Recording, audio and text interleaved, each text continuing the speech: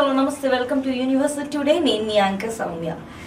Saudi America కాదు, ఈ టైంలో ఈ పరిస్థితుల్లో యుద్ధాలు కొనసాగుతున్న వేళ ఎప్పటికైనా సరే దిగుమతుల విషయంలో మనం పడుతున్న ఇలాంటి ఇబ్బందికర పరిస్థితుల్ని తొలగించడానికి భారత్ ఒక సరికొత్త నిర్ణయాన్ని తీసుకుంది. మరి ఆ నిర్ణయం పట్ల యావత్ భారత్ కూడా ఎంతో ఆనందాన్ని వ్యక్తం చేస్తుంది. అండ్ దాంతోపాటు ఇప్పుడున్న భారతదేశంతో పాటు మిగతా దేశాల్లో ఉన్న పరిస్థితిని కూడా చాకచక్యంగా అర్థం చేసుకొని విలువైన సమయంలో ఇలాంటి తరుణంలో ఒక కరెక్ట్ నిర్ణయాన్ని భారత్ తీసుకోవడం ప్రపంచం మొత్తాన్ని కదిలింప చేయడంతో పాటు ఆశ్చర్యానికి గురి చేస్తుంది. మరి భారత్ తీసుకున్న ఆ నిర్ణయం ఏంటి? ఇప్పుడు దిగుమతుల సమయంలో ఎలాంటి దేశం దగ్గర నుంచి తనకు కావాల్సిన చమురుల్ని అందజేసుకునేలా చేస్తుంది. అండ్ ఇలాంటి టైంలో చౌకగా ఎక్కడి నుంచి సరఫరాలన్నింటినీ కూడా అందజేసుకుంటుందన్న విషయాన్ని ఇప్పుడు మనం గమనిస్తే, సో ప్రస్తుతం అయితే సౌదీ అలాగే అమెరికా పశ్చిమాసియా దేశాల్లో జరుగుతున్న ఉద్రిక్తత పరిస్థితుల వల్ల యావత్ ప్రపంచం కూడా హడలెత్తుతున్న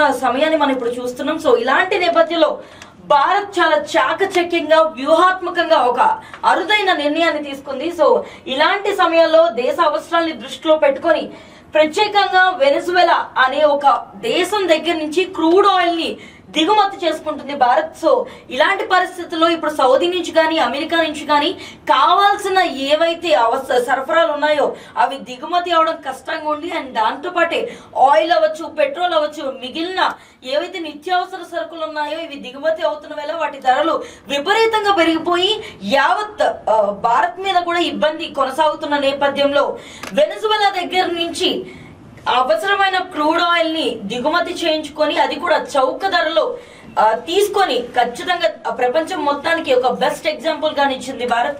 అందులోనూ మెయిన్ గా ఏదైతే భారత్ లో మెయిన్ కంపెనీగా ఎప్పుడూ కూడా చాకచక్యంగా వ్యవహరించే రిలయన్స్ ఇండస్ట్రీస్ ముందంజలో ఉంది. సో ప్రస్తుతం అయితే వెనెజువెలా దగ్గర నుంచి క్రూడ్ ఆయిల్ ని ఎక్కువ మోతాదులో దిగుమతి చేస్తున్న కంపెనీగా అయితే రిలయన్స్ ఇప్పుడు కనిపిస్తుంది. ఆ వ్యవహారాన్ని ఇక్కడ మనం ఒకసారి చూద్దాం.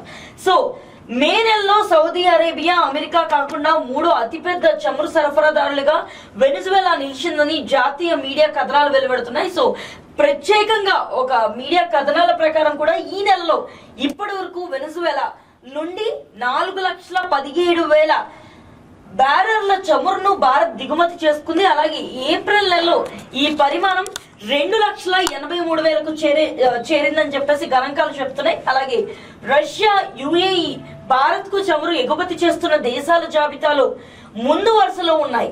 ప్రపంచంలో ఇతర దేశాలతో పోలిస్తే ప్రస్తుతం వెనెజువెలా నుంచి చౌకగా చమురు లభిస్తుంది. సో దాంతో హార్మోజ్ అంతరాయాలు, చమురు ధరల భాగాల కంటిన్యూగా ఎప్పటికప్పుడు బగబగలవుతున్న ఈ వేళల్లో ఇండియా అన్నది ఇలాంటి ఒక నిర్ణయాన్ని తీసుకోవడం, అలాగే రిఫైనరీలు ఇండియాకి దిగుమతి చేసుకున్న తర్వాత ఇవన్నీ కూడా అక్కడి నుంచి వస్తున్న క్రూడ్ ఆయిల్ ని రిఫైన్ చేయించడం అన్ని కూడా ప్రస్తుతం అయితే నడుస్తున్నాయి. సో దాంతో పాటు ఇక్కడ చూసుకుంటే రిలయన్స్ ఇండస్ట్రీస్ ఇందులో ముందంజలో ఉంది.